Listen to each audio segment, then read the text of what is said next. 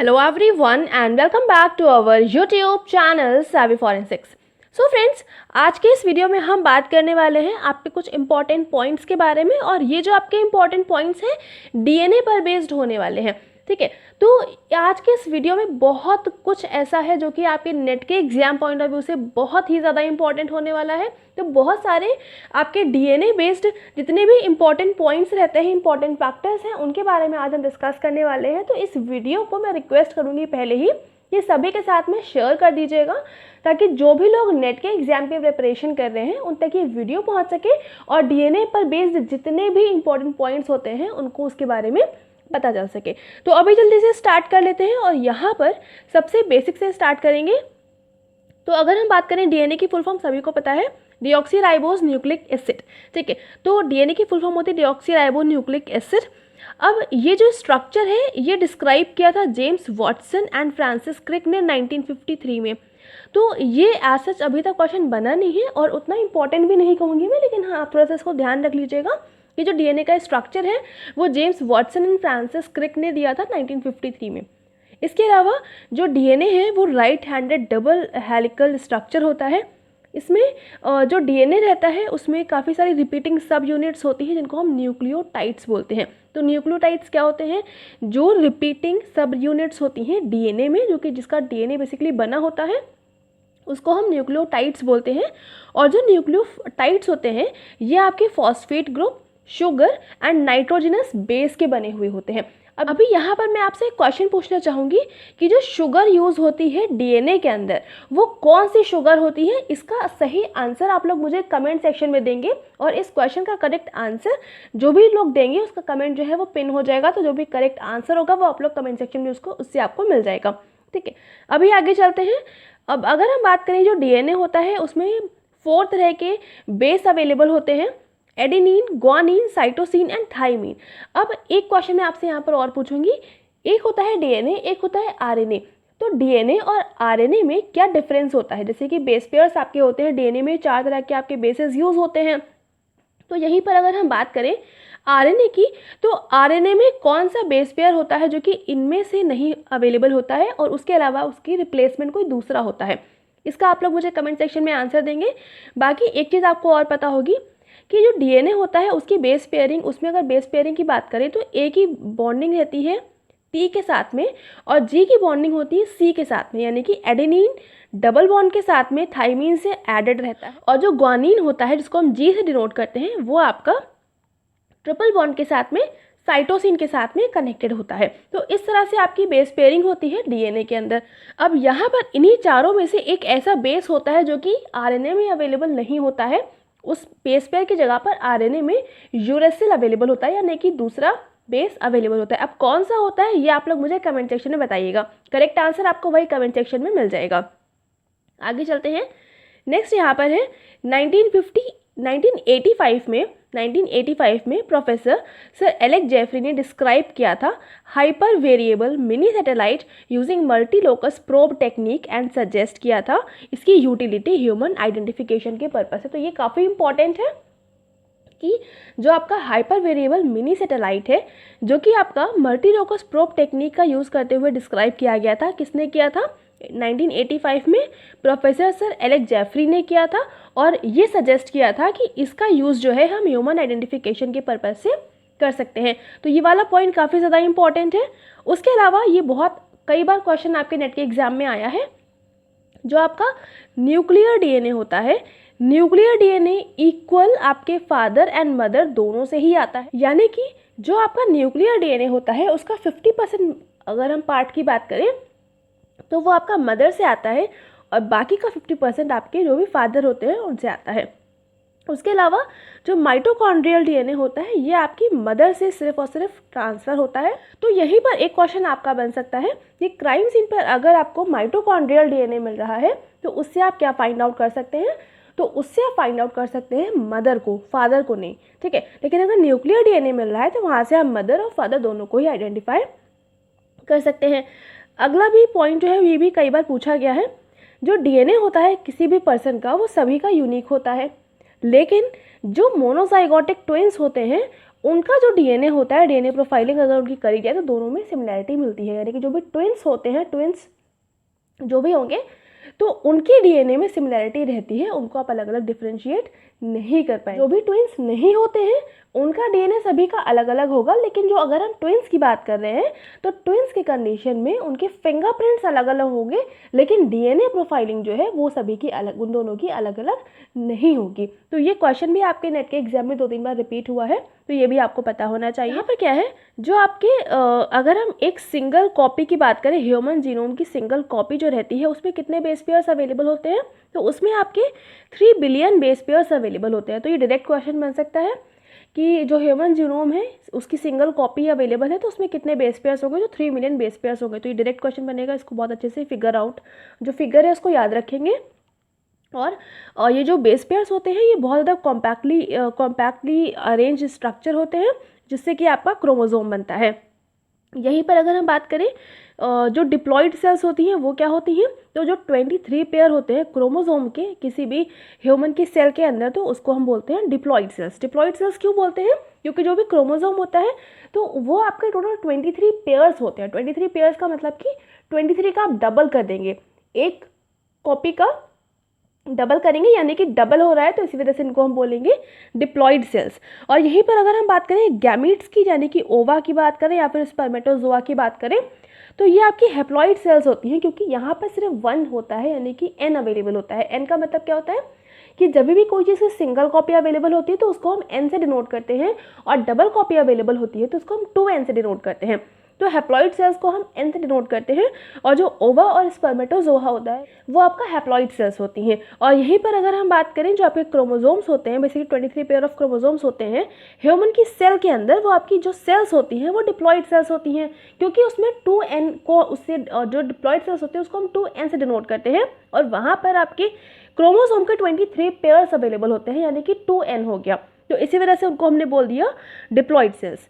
उसके अलावा जो डीएनए होता है किसी भी क्रोमोसोम के अंदर is arranged in coding and non coding regions, यानी कि जो डीएनए होता है उसमें आपके कोडिंग रीजन होते हैं और एक नॉन कोडिंग रीजन होते हैं। अभी ये होते क्या है उसको भी हम आगे वीडियो में, अभी इसी वीडियो में अगली स्लाइड में समझेंगे। तब तक के लिए इतना समझिए कि जो डीएनए होता है उसके 2 पोर्शंस होते हैं, एक होता है कोडिंग रीजन, एक होता है नॉन कोडिंग रीजन। तो क्रोमोसोम के अंदर दोनों ही डीएनए के पोर्शंस अवेलेबल होते हैं। अब यहाँ पर जो जीन का फंक्शनल पोर्शन होता है उसको हम इंट्रॉन बोलते हैं, जिसमें कोई ना कोई फंक्शनिंग होगी उसको हम इंट्रॉन बोल देंगे, और जो नॉन फंक्शनल पोर्शन होता है इंट्रॉन्स के बीच में उसको हम बोलेंगे एक्सॉन। मतलब कि इंट्रॉन के बीच में जो भी नॉन फंक्शनल पोर्शन होता है उसको हम एक्सॉन्स बोल देते हैं, और जो फंक्शनल पोर्शन होगा उसको हम बोलेंगे इंट्रॉन्स। तो यहाँ तक इतना हो गया। अभी हम आगे चलते हैं और अब हम बात कर लेते हैं जो कोडिंग और नॉन कोडिंग डीएनए होता है वो क्या होता है उसको समझते हैं। तो जो आपका नॉन कोडिंग डीएनए होता है तो वो आपके डीएनए का ऐसा स्ट्रैंड होता है जहाँ पर प्रोटीन से रिलेटेड कोई भी तरह की इंपॉर्टेंट इन्फॉर्मेशन अवेलेबल नहीं होती है, और इस तरह के स्ट्रैंड को, जो आपका इस तरह का स्ट्रैंड रहता है डीएनए का, उसको हम बोलते हैं एंटीसेंस स्ट्रैंड, जहाँ पर कोई भी तरह की इन्फॉर्मेशन नेसेसरी टू प्रोटीन्स को बनाने की जो भी इंपॉर्टेंट इन्फॉर्मेशन रहती है वो वहाँ पर अवेलेबल नहीं होती है। इस वजह से उसको हमने बोल दिया नॉन कोडिंग डीएनए, क्योंकि वहाँ पर कोई भी तरह की कोडिंग नहीं होगी प्रोटीन को बनाने के लिए। नेक्स्ट अगर हम बात करें कोडिंग डीएनए की, तो कोडिंग डीएनए ऐसा स्ट्रैंड होता है डीएनए का जहाँ पर प्रोटीन को कोड करने के लिए आपके इन्फॉर्मेशन अवेलेबल होती है और वहाँ पर प्रोटीन की कोडिंग होती है। तो इस वजह से क्योंकि कोडिंग हो रही है प्रोटीन की, तो इसलिए हमने बोल दिया कोडिंग डीएनए। अब ये जो कोडिंग डीएनए होता है, ये जो सीक्वेंसेस होते हैं यहाँ पर डीएनए के, इसको हम लॉन्ग रीजन्स ऑफ डीएनए, यानी कि अलग अलग डीएनए के रीजन्स होते हैं, लंबे लंबे रीजन्स होते हैं जिसको हम इंट्रॉन्स कहते हैं, तो उससे इसको हम सेपरेट कर सकते हैं, यानी कि जो लॉन्ग रीजन्स ऑफ डीएनए होते हैं उनको हम इंट्रॉन्स बोलते हैं। एंड ये जो आपके कोडिंग डीएनए होते हैं इसको हम एक्सॉन भी बोलते हैं। ठीक है, तो ये इसका अदर नेम हो गया। दोनों के अदर नेम बहुत इंपॉर्टेंट है। नॉन कोडिंग डीएनए को हम एंटीसेंस स्ट्रैंड भी बोलते हैं और कोडिंग डीएनए को हम एक्सॉन भी बोलते हैं। अब यहाँ पर जो कोडिंग और नॉन कोडिंग डीएनए होते हैं ये दोनों ही एक दूसरे के एग्जैक्ट मिरर इमेजेस होते हैं। ये लाइन बहुत इंपॉर्टेंट है। Coding and non coding DNA both are the exact mirror images of one another. तो ये लाइन को बहुत अच्छे से अपने माइंड में फिट कर लीजिएगा। अभी आगे चलते हैं। अब यहाँ पर हम बात करते हैं पॉलीमॉर्फिक मार्कर्स की। तो पॉलीमॉर्फिक मार्कर्स क्या होते हैं पहले इसको समझते हैं, फिर इससे रिलेटेड आगे आपके बहुत इससे इंपॉर्टेंट पॉइंट है। तो पॉलीमॉर्फिक मार्कर का क्या मतलब है, जहाँ पर बहुत सारी वेरिएबिलिटी नज़र आ रही हो। तो बेसिकली पॉलीमॉर्फिक का वही सिंपल सा मतलब होता है। तो पॉलीमॉर्फिक मार्कर का मतलब है that shows some degree of variability in a population. एक पॉपुलेशन में कुछ अलग अलग तरह की वेरिएबिलिटी दिखाई दे रही हो तो उसको हम बोल देते हैं पॉलीमॉर्फिक मार्कर। अब यहाँ पर अगर एग्जाम्पल के तौर पर समझें तो ह्यूमन्स की बात करते हैं। तो ह्यूमन्स में सभी की कुछ ना कुछ हाइट है और वो सभी की अलग अलग हाइट है। तो जो हाइट है वो सभी की अलग अलग हो गई और हाइट सभी में अवेलेबल भी है, तो इस वजह से इसको हमने बोल दिया पॉलीमॉर्फिक मार्कर। तो जो आपकी हाइट होगी, जैसे कि वेट होगा, हर एक इंडिविजुअल के पास वेट है और सभी का अलग अलग है, क्योंकि उसमें वेरिएबिलिटी आ रही है, तो इसी वजह से आपका जो हाइट है ये आपका वेट है, ये भी आपका पॉलीमॉर्फिक मार्कर का एग्जाम्पल हो जाता है। सो यहाँ पर क्या है, individuals are expected to have different values of that marker, मतलब कि एक ही मार्कर है और उसकी हर एक इंडिविजुअल में अलग अलग वैल्यू है, तो वो चीज़ हो जाती है आपकी पॉलीमॉर्फिक मार्कर। तो उम्मीद करती हूँ आपको पॉलीमॉर्फिक मार्कर का मतलब समझ में आया होगा। अभी आगे चलते हैं और यहाँ पर पॉलीमॉर्फिक मार्कर पर बेस्ड कुछ पॉइंट्स हैं उसको समझते हैं। सो polymorphic markers have been detected in these areas of human genome and these are called loci। तो जो ह्यूमन जीनोम होता है उसमें कुछ आपके पॉलीमॉर्फिक मार्कर्स देखने को मिलते हैं। वो जो पॉलीमॉर्फिक मार्कर्स जहाँ पर देखने को मिलते हैं उस पर्टिकुलर लोकेशन को हम बोलते हैं लोकाई।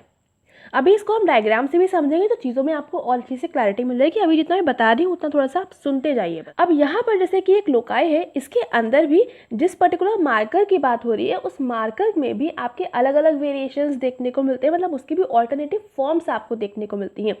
तो वो जो अलग अलग फॉर्म्स होती हैं एक पर्टिकुलर लोकस के अंदर किसी भी पॉलीमॉर्फिक मार्कर की, तो उसको हम बोलते हैं एलील्स।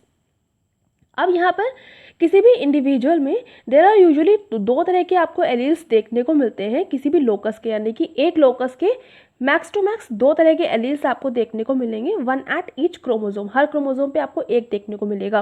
अब ये जो एलील्स होते हैं ये सेम होते हैं जो भी होमोजाइगोट पर्सन होते हैं उनके अंदर, और जो आपके हेट्रोजाइगोट पर्सन्स होते हैं उनके अंदर ये डिफरेंट होते हैं। इतना हो गया। जैसे होमो की बात करें तो होमो का मतलब होता है सेम, हेट्रो का मतलब होता है डिफरेंट। तो वही चीज़ है, होमोजाइगोट में आपके जो एलील्स होंगे वो सेम होंगे, हेट्रोजाइगोट में अलग अलग होंगे। नेक्स्ट, जो एलीलिक कॉन्फ़िगरेशन होती है एक पर्टिकुलर लोकस पे उसको हम बोलेंगे जीनोटाइप, यानी कि यहाँ पर एक जीन के अंदर, क्रोमोसोम के अंदर जो एक लोकस है उस लोकस के अंदर एलील है, उस एलील की जो पर्टिकुलर लोकस के अंदर कॉन्फ़िगरेशन होगी वो चीज़ आपकी कहलाती है जीनोटाइप। उसके अलावा जो जीनोटाइप होते हैं अलग अलग लोकाई के अंदर उनको हम बोलते हैं profile of the person at those loci, मतलब उस लोकाई के अंदर जो प्रोफाइलिंग होती है एलील्स की लोकाई की अलग अलग उसमें, तो उसको हम जीनोटाइप से डिनोट करते हैं। ठीक है, तो अभी इतना हुआ। अब इसको डायग्राम से समझते हैं। मान के चलिए ये एक क्रोमोसोम है, ये इसका पेयर क्रोमोसोम है। अब इस क्रोमोसोम में ये पर्टिकुलर लोकेशन है जहाँ पर कोई भी तरह का पॉलीमॉर्फिक मार्कर अवेलेबल है। तो ये जो लोकेशन हुई इसको हमने नाम दिया लोकस। अब ये क्योंकि एग्जाम्पल जो है आपके फ्लावर कलर का है, तो जो आपके जीन की प्रेजेंस होने का ये जो पर्टिकुलर लोकेशन है ये आपका फ्लावर कलर का है, तो इसको हम नाम देंगे locus for flower colour gene. अब यहाँ पर फ्लावर का कौन सा कलर होगा, तो वो जो भी कलर होगा, जैसे कि अगर हम बात करें कि पर्पल कलर है तो ये जो पर्पल कलर है ये पर्पल कलर इस पर्टिकुलर लोकस के अंदर एलील अवेलेबल है। और यहीं पर अगर हम बात करें वाइट फ्लावर है तो वाइट फ्लावर का मतलब है जो आपके लोकस है, यानी कि जो लोकेशन है कोई भी आपके फ्लावर कलर होने की, वो फ्लावर कलर जो है आपका उसमें जो एलील है वो वाइट कलर का है। तो ये चीज़ हो गई, मतलब कि एक पर्टिकुलर लोकेशन डिनोट कर दी गई है कि इस पर्टिकुलर लोकेशन पे आपके फ्लावर का कलर आएगा। अब कौन सा कलर आएगा वो आपका कहलाएगा एलील, और जो लोकेशन है कि यहीं पर आएगा वो लोकेशन है आपकी लोकाई कहेंगे या लोकस कहेंगे उसको। ठीक है, तो उम्मीद करती हूँ यहाँ तक आपको जो मैंने बताया लोकस क्या है, लोकाई क्या है, एलील क्या है, ये आपको समझ में आया होगा डायग्राम से। अब यहीं पर जीनोटाइप को समझिए कि आपकी जो क्रोमोसोम की बात हो रही है ये हम जीन लेवल पर बात कर रहे हैं। क्रोमोसोम के अंदर लोकाई है और उस लोकाई के अंदर एलील अवेलेबल है, तो ये हम जीन लेवल पर बात कर रहे हैं। तो जब हम इनकी आपकी प्रोफाइलिंग करते हैं कि पर्टिकुलर कौन सा लोकेशन पर क्या चीज़ अवेलेबल है, तो वो चीज़ आपकी कहलाती है जीनोटाइपिंग। ठीक है, अब यहाँ तक कितना हुआ, उम्मीद करती हूँ समझ में आपको आया होगा बहुत अच्छे से। अभी आगे चलते हैं। यहाँ पे अगला पॉइंट क्या है, if DNA concentration is high it can be easily visualized on an agarose gel using ethidium bromide which is fluorescent dye that intercalates between the bases of DNA. तो अगर आपके पास कोई सैंपल आया है, आपको उसकी प्रोफाइलिंग करनी है, तो उसमें अगर डीएनए की कंसंट्रेशन बहुत ज़्यादा है, उस कंडीशन में आप इसको बहुत ही आराम से विजुअलाइज कर सकते हैं by using agarose gel. And यहाँ पर इथीडियम ब्रोमाइड का यूज़ करते हुए एगरोस जेल में बहुत आराम से आप इसको विजुअलाइज कर सकते हैं। इथीडियम ब्रोमाइड क्या है, एक तरह का आपका फ्लोरोसेंट डाई होता है जो कि डीएनए में जो बेसिस मैंने बताया था आपको, स्टार्टिंग में 4 बेसिस होते हैं, adenine, guanine, cytosine and thymine. तो उसके बेसिस के अंदर बहुत ही इजीली एब्जॉर्ब हो जाते हैं, उसमें बीच में इंटरकेलेट कर जाते हैं। तो इस वजह से अगर डीएनए की हाई कंसेंट्रेशन है तो एगरोस जेल में अगर हम इथीडियम ब्रोमाइड भी यूज़ कर रहे हैं तो हमको बहुत आराम से जो डीएनए होंगे, डीएनए वो आपको बहुत आराम से अवेलेबल नज़र आ जाएगा। उसके अलावा नेक्स्ट आपका क्या है, जो डीएनए है बेसिकली उससे जो डाई रहता है वो आपकी जब हाई कंसेंट्रेशन होगी तो वो बहुत आराम से उसके साथ में बाइंड कर जाएगा और उसकी वजह से जो उसकी फ्लोरोसेंस की पावर होती है वो इंक्रीज़ कर जाती है। तो इसी वजह से आपको अगर हाई कंसेंट्रेशन मिल रही है डीएनए की तो बहुत आराम से आपको इथीडियम ब्रोमाइड में भी नज़र आ जाता है। अगर यहीं पर जो डीएनए की कंसंट्रेशन है वो लो है तो जो आपका पॉलीएक्राइलेमाइड जेल होती है इसकी रिक्वायरमेंट होती है, क्योंकि ये बहुत थिनर होता है, बहुत पतला होता है और जो डीएनए होता है उसको हम विजुअलाइज करते हैं by using ethidium bromide staining. मतलब कि अगर डीएनए की हाई कंसंट्रेशन है तो वहाँ पर हम डाई तो इथीडियम ब्रोमाइड ही यूज़ करेंगे, लेकिन जो जेल होगी वो एगरोस जेल यूज़ करेंगे। लेकिन अगर डीएनए की कंसंट्रेशन लो है तो उस कंडीशन में हम डाई इथीडियम ब्रोमाइड ही यूज़ करेंगे, लेकिन जो जेल रहेगी वो आपकी होगी पॉलीएक्राइलेमाइड जेल। तो ये काफ़ी इंपॉर्टेंट क्वेश्चन है, तो इसको बहुत अच्छे से याद रख लीजिएगा कि किस कंडीशन में किस तरह की जेल आपको यूज़ करनी है और कौन सी डाई आप यूज़ करेंगे डीएनए को स्टेन करने के लिए। ठीक है, तो इतना हो गया। अभी हम आगे चलते हैं और यहाँ पर आपका आई थिंक हाँ ये लास्ट स्लाइड है। तो यहाँ पर आपका क्या है, टेंडेमली रिपीटेटिव डीएनए। तो टेंडेमली का अगर हम मतलब समझे, टेंडम का मतलब होता है कोई चीज़ का रिपीटेशन हो रहा है बहुत ही फ्रीक्वेंटली। तो वही चीज़ है कि अगर हम बात कर रहे हैं टेंडमली रिपीटेटिव डीएनए की, तो वहाँ पर जो डीएनए के सेगमेंट्स होते हैं वो कुछ इस तरह से अरेंज होते हैं कि कोई एक पर्टिकुलर सीक्वेंस जो है वो बार बार रिपीट हो रहा है, मोर देन वंस, मतलब एक बार से ज़्यादा कई बार आपका रिपीटेशन हो रहा है, तो उसको हम बोलेंगे टेंडमली रिपीटेटिव डीएनए। और उसके बाद में ये आपका लास्ट पॉइंट है डीएनए के इस वीडियो में, जो मिनी सैटेलाइट पॉलीमॉर्फिज्म होती है इसकी जो स्टडी होती है इसमें large number of tandem repeating units देखने को मिलती हैं एक पर्टिकुलर सीक्वेंस में, जिसको हम को रिपीट बोलते हैं। तो इसमें बेसिकली आपके 16 to 80 बेस पेयर लॉन्ग आपको डीएनए के सीक्वेंसेस देखने को मिलते हैं, जिसको हम बोलते हैं variable number of tandem repeats, जिसको शॉर्ट में हम VNTR भी बोलते हैं।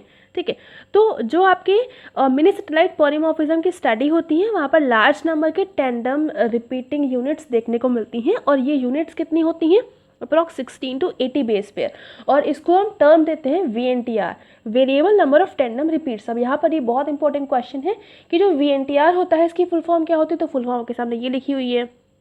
उसके अलावा इसमें कितने बेस पेयर्स होते हैं, तो ये आपके 16 to 80 बेस पेयर्स देखने को मिलते हैं। इसकी जो स्टडी होती है वो किस तरह की स्टडी होती है, तो मिनी सैटेलाइट पॉलीमॉर्फिज्म, ये चीज़ हो गई। सो यहाँ तक काफ़ी सारे डीएनए पर बेस्ड इंपॉर्टेंट पॉइंट्स हमने डिस्कस करें हैं। उम्मीद करती हूँ आपको सब कुछ बहुत अच्छे से समझ में आ गया होगा, बट फिर भी कोई डाउट रह जाता है तो आप कमेंट सेक्शन में लिख सकते हैं, उसका रिप्लाई आपको डेफिनेटली मिल जाएगा। बाकी जो PDF है वो आपको हमारे टेलीग्राम पर अवेलेबल हो जाएगी। क्वेश्चंस की प्रैक्टिस के लिए आप हमारी वेबसाइट पर विजिट कर सकते हैं, बहुत सारे क्वेश्चंस वहाँ पर अवेलेबल हैं आपके नेट के एग्जाम में, जो कि आपको बहुत ज़्यादा हेल्प करेंगे। तो वेबसाइट पर ज़रूर से विजिट करिएगा। बाकी अगर आपको आज की ये वीडियो पसंद आ रही है तो वीडियो को लाइक ज़रूर से कर देंगे, अपने फ्रेंड्स के साथ में शेयर कर दीजिएगा ताकि उन तक भी ये वीडियो पहुंच सके। चैनल पर नए हैं तो चैनल को सब्सक्राइब ज़रूर से कर लेंगे, बेल आइकन प्रेस कर लेंगे for daily updates. And thank you so much for joining me here.